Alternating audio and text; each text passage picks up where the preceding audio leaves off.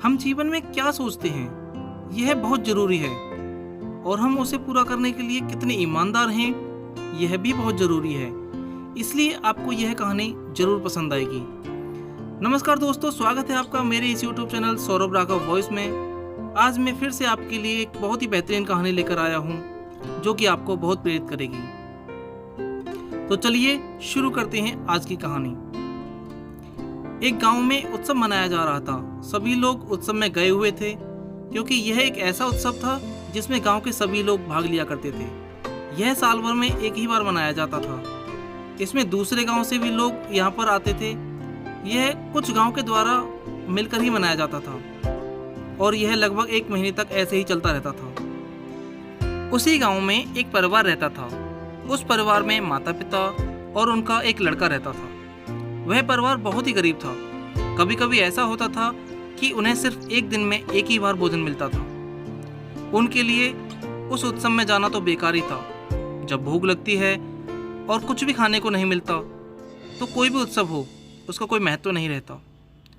उस पूरे गांव में वही एक ऐसा परिवार था जिसके पास धन की बहुत अधिक कमी थी और वह कमी शायद पूरी नहीं होने वाली थी।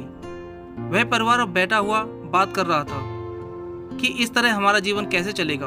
शाम हो चुकी थी। तभी दरवाजे पर एक महात्मा आए। उनके माथे पर बहुत तेज था। तभी अंदर से उनका लड़का आया। उन्हें देखकर उसे बहुत अच्छा महसूस हो रहा था। उसने पूछा कि महाराज आप यहाँ पर कैसे आए हैं। तभी महाराज जी बोले कि मैं तो तुम्हें बहुत अच्छी तरह जानता हूँ, लेकिन लड़का उन्हें पहचान नहीं पा रहा था। तभी लड़के ने अपने पिताजी को बुलाया और कहा कि बाहर एक महात्मा आए हैं, आप उन्हें जानते हैं क्या, क्योंकि मैं तो उन्हें पहचान नहीं पाया हूँ।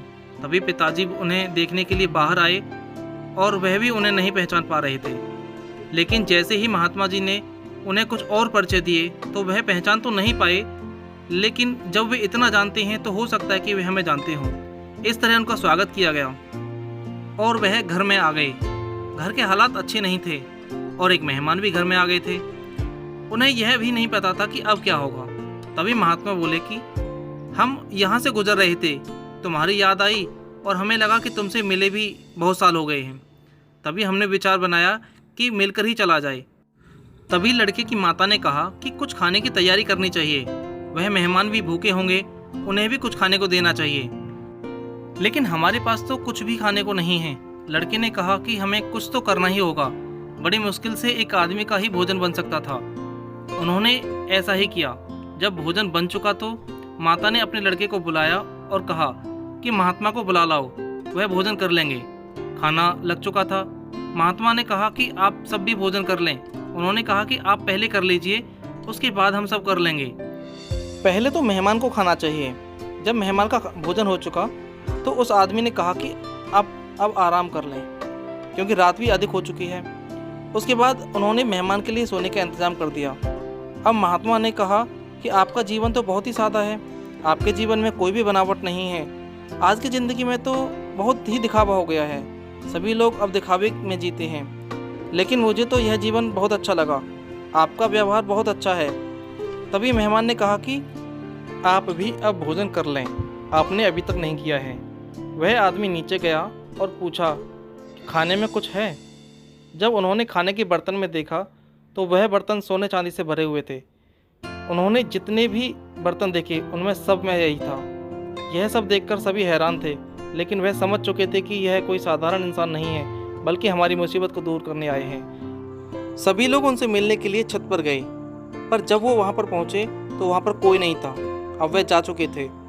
उन्हें बहुत बुरा लग रहा था कि मेहमान अब यहाँ पर नहीं थे, बल्कि बाहर जाने का रास्ता भी घर में से होकर ही जाता था। फिर भी किसी ने उन्हें जाते हुए नहीं देखा था। लड़के ने कहा कि वह महान आत्मा थे, लेकिन पिताजी ने कहा कि वह साक्षात भगवान ही थे जो हमारी मदद करने आए थे।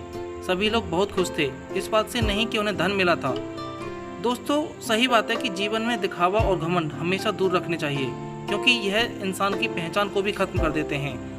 हमें यह बात भी याद रखनी होगी कि सही पहचान तो वह है जिसमें हम दूसरों की मदद करते हैं और लोग हमें अच्छे इंसान की तरह देखें। अगर हम ऐसा नहीं करते तो हम इंसान होने का कौन सा फर्ज निभा रहे हैं, आप खुद ही सोचिए। दोस्तों, आपको यह मोटिवेशनल स्टोरी कैसी लगी हमें कमेंट करके ज़रूर बताएं और हमारे चैनल सौरभ राघव वॉइस को सब्सक्राइब करें। पाने के लिए बेल आइकन दबाएं। इस पोस्ट को अपने दोस्तों के साथ शेयर करें ताकि उन लोगों को भी मोटिवेशन मिल सके। धन्यवाद।